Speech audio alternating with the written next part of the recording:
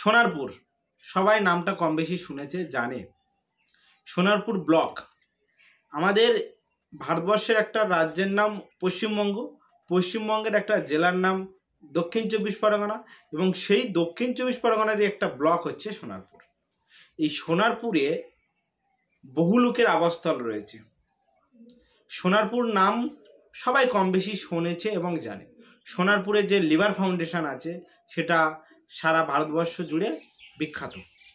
সুতরাং সোনারপুর এডুকেশনের দিক থেকে, মানে অনেকে সোনারপুর থেকে পড়াশোনা করার যে মন্তব্য রাখে, যে ইচ্ছা রাখে, সেদিক থেকে সোনারপুরের একটা বিখ্যাত ব্যাপার আছে। এবং অনেকে এই যে সোনারপুর যে জংশন, সেই কারণে সোনারপুরে বেশি বসবাসও করে। তো সোনারপুর হচ্ছে আমার পাশের পুলিশ স্টেশন বা পাশের ব্লক। যেহেতু আমি ক্যানিং থানা বা ক্যানিং ব্লকেও থাকি, বারুইপুর ব্লকেও থাকি, এবং তারপরে সোনারপুর ব্লক পড়ে। এবং ঠিক যদি ক্যানিংয়ের ও পাশে দেখি বাসন্তী ব্লক পাবো। তো এই করে আশপাশে আমাদের অনেকগুলো ব্লক আছে। তো আজকে আমরা সোনারপুর ব্লক নিয়ে কথা বলি, এবং এরপরে অন্য কোনো দিনে অন্য কোনো ব্লক নিয়ে আলোচনা হবে, এবং সেটা দক্ষিণ চব্বিশ পরগনা হতে পারে বা অন্য কোনো জেলার ব্লক নিয়ে আলোচনা করতে পারি। তো আজকে আমরা দক্ষিণ চব্বিশ পরগনা সোনারপুর ব্লকের 109টা মৌজা আছে, সেই মৌজাগুলো কি, তা জানা কি জন্য দরকার, এই বিষয়ে এই ভিডিওতে আলোচনা করব। এবং সোনারপুর ব্লকে আরেকটা ইম্পর্টেন্ট জিনিস আমি বলে রাখবো, সেটা হচ্ছে ম্যারেজ অফিসার। এখন বহু লোকের ম্যারেজ সার্টিফিকেট করছে, এবং সেই ম্যারেজ সার্টিফিকেট কাকে দিয়ে করবে, কে সার্টিফিকেট বানাবে, এটাও আমরা ক্লিয়ার করে দেবো। কেননা আমার একটা রিলেটিভ, সে ম্যারেজ অফিসার। সম্প্রতি তার অফিসে একটা ঘটনা ঘটেছে, সেটা শেয়ার করার মতো। সুতরাং আমরা আমাদের চ্যানেলে কম বেশি ইম্পর্টেন্ট এবং ইনফরমেশনমূলক ভিডিও আমরা আপলোড করি, যাতে যদি মানুষের কোনো দিক থেকে হেল্প হয়, এটা আমরা চেষ্টা করছি। তো এই ভিডিওটা আশা রাখি সেইভাবে হেল্প হবে। তো সোনারপুর যে মৌজা আছে, মৌজা মানে একটা জমির ক্ষেত্র, অনেকগুলো জমি এক জায়গাকে রেখে একটা মৌজা বানানো হয়, এবং সেই মৌজা একটা ব্লকে অধিক হতে পারে, অনেক হতে পারে, সেটা আমরা কম বেশি জানি। কারণ আমাদের কারো না কারোর বাড়ি আছে, ঘর আছে, দোকান আছে, শপিং মল আছে, কিছু না কিছু প্লট আছে, চাষাবাস করার জায়গা আছে, মানে কৃষিকাজ, কিছু না কিছু তো করি, জায়গা তো আমাদের ব্যবহার করতে হবে। সেই পারপাসে কোনো না কোনো ব্লকে আমাদের জায়গা আছে, এবং সেই ব্লকে কোনো মৌজার অধীনে আছি আমরা। তো মৌজার নামটা যদি আমরা দলিল বা কোনো কাগজে দেখি, তো অবাক হওয়ার কিছু নেই, এবং পাওয়া যাবে যে মৌজা শব্দটা কি এবং কোথায় থাকে, যদি আমরা দলিলও সার্চ করে দেখতে পাবো। তো আজকে আমরা সোনারপুর ব্লকের যে 109টা মৌজা, সেই মৌজাগুলো আমি বলবো। কারণ কি, সোনারপুরে বেশিরভাগ মানুষ বসবাসের জন্য বা পরে রিসেল করবে সেই পারপাসে অনেকে জায়গা কেনে। সেই জায়গা কেনার পর তারা অনেক রকম সমস্যায়ও পড়ে। সে জায়গা কম বেশি কেনা বেচাতে অনেক প্রবলেম হতেই পারে। অনেকে দালালের হাতে পড়ে যায়, অনেকে 2 নম্বরই মানুষের হাতে পড়ে যায়, অনেকে অসত্য কথা বলে জায়গা বিক্রি করে।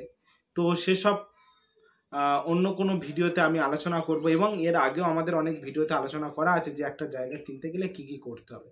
সুতরাং আমি আমার পাশের ব্লকে খবর আমি দিতে পারবো। যদি কেউ আশা করে যে কোনো ইনফরমেশনের প্রয়োজন হয়, তো আমাকে অবশ্যই তারা মেল করতে পারে, আমার ফোনে ফোন করতে পারে কনসালটেন্টের জন্য, কোনো অসুবিধে নেই। আমরা যতটা পারবো হেল্প করার চেষ্টা করব। তো প্রথম আমরা মৌজাগুলো জানবো, তারপর ম্যারেজ ব্যাপারটা বা ম্যারেজ রেজিস্ট্রেশন যে ব্যাপারটা আছে সেটা নিয়ে আলোচনা করব। প্রথমে দক্ষিণ চব্বিশ পরগনার যে সোনারপুর ব্লক, তার মানে 109টা মৌজা আছে, তার সমস্ত মৌজার নাম আমি এখানে বলবো। চকখোলের খাল, করিমপুর, জগতিপোতা, মুকুন্দপুর, রানাভুতিয়া, কাটিপোতা, ভগবানপুর, খড়কি, দেয়াড়া, খেয়াদহ, খোদাহাটি, গোয়ালপোতা, কুমারপুকুরিয়া, তারদহ, তিহুরিয়া, নয়াবাদ, গঙ্গাজোয়ারা, ডিহি, চাঁদপুর, খুড়িগাছি, গোড়খাড়া, ঘাসিয়াড়া, মালিপুকুরিয়া, জগদীশপুর, রাধানগর, গোপালপুর, আড়াপাঁচ, হাসানপুর। এই আড়াপাঁচে একটা ম্যারেজ অফিসারের অফিস রয়েছে। হাসানপুর, রামপুর, বিদ্যাধরপুর, ভবানীপুর, চক হরিনাবি, বংশীধরপুর। ওদিকে পাখিরাও লেগেছে, কিচির মিচির করছে। বংশীধরপুর, কোদালিয়া, হরিনাভি, বৈকণ্ঠপুর, মথুরাপুর, নোয়াপাড়া, কামরাবাদ, পাঁচপোতা, ঢেলুয়া, তেঁতুলবেড়িয়া, গড়াগাছা, বালিয়া, কুমড়াখালি, কন্দর্পপুর, বোয়ালিয়া, কুসুম্বা, জগন্নাথপুর, তেঘরিতে একটা জায়গা নিয়ে বিবাদ চলছে, তার কাগজপত্র আমার কাছে রয়েছে, সুতরাং ওটা হয়তোবা কোনো একদিন প্রবলেম সলভ হবে। নিশ্চিন্তপুর, মাল্লিকাপুর,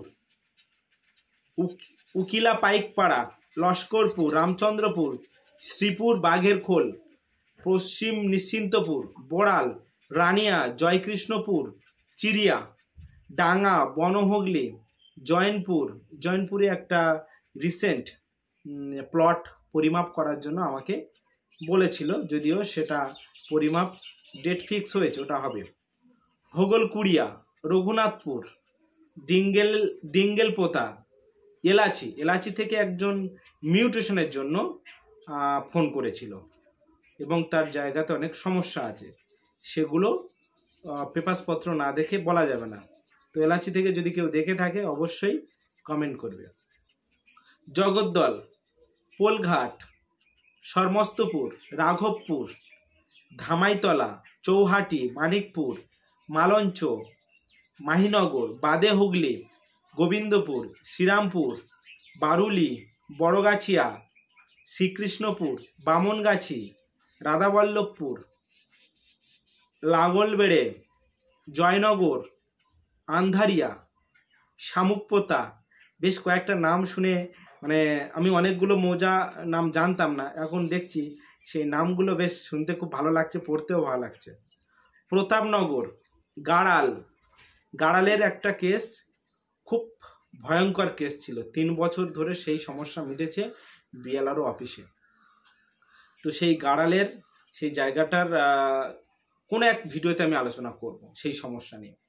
মেটিয়ারি, কালিকাপুর, মুড়াগাছা, নাটাগাছি, জারদহ, বেনেবউর একটা ডিড রেজিস্ট্রি হয়েছিল, তো সেই ব্যক্তি যদি এই ভিডিও দেখে অবশ্যই কমেন্ট করবে। জাফরপুর, সাহেবপুরে মিউটেশন হয়েছে। আচ্ছা, খড়িগোদা, রায়পুর, হাসানপুর, চাকবেড়িয়া, মকরমপুর, কুস্তিয়া, সাঙ্গুর, নোভাসন, 109টা মৌজা রয়েছে। এবার আমি একটা কথা বলি, এই যে মৌজাগুলো আমি বললাম সবাই শুনলো, যদি কেউ এখানে বসবাস করার চিন্তা ভাবনা করে, থাকার চিন্তা করে বা জায়গা কেনা বেচার চিন্তা করে, তাহলে অবশ্যই কোন মৌজার কত ভ্যালু চলছে, কোন মৌজাতে জায়গা পরিষ্কার আছে, কোন মৌজাতে মালিক নিজেরা বিক্রি করে, কোন মৌজাতে দালালের পরিমাণ কম, এইগুলো কনসেপ্ট অবশ্যই লাগাতে পারবে। এতগুলো সোনারপুরের মৌজা আছে। এবার একটা জিনিস আমরা ভাবতেই পারি যে সব মৌজা তো আর ভ্যালুয়েবল হয় না, কিছু কিছু মৌজা ভ্যালুয়েবল হয়, সেটা কিন্তু নিজের যাচাই করতে হবে।